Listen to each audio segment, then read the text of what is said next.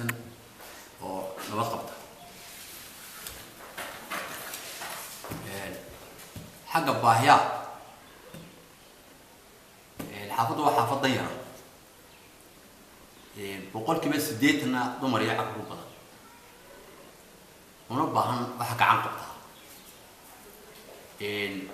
abaaraha dhacay mubay xaafadan nala qabtaayo de waan ka fogtay xaafada magaalada way ka fogtay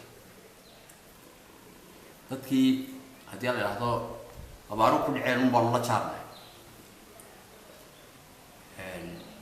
marka biyo la'aan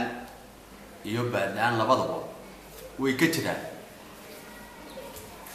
oo biyaha biyaha markii de hoosu daadayeen ama dadku jira marka kaduba ay biyo lahaayeen biyo way heli jireen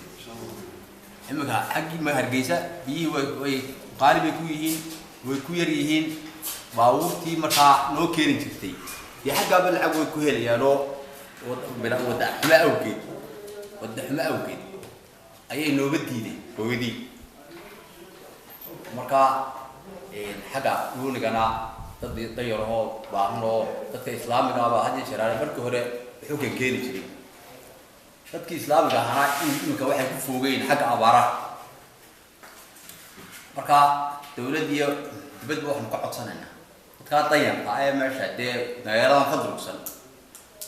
in wax loo keeno biyo loo keeno baad loo keeno ayaan ka codsanaynaa dadka muslimiinta ah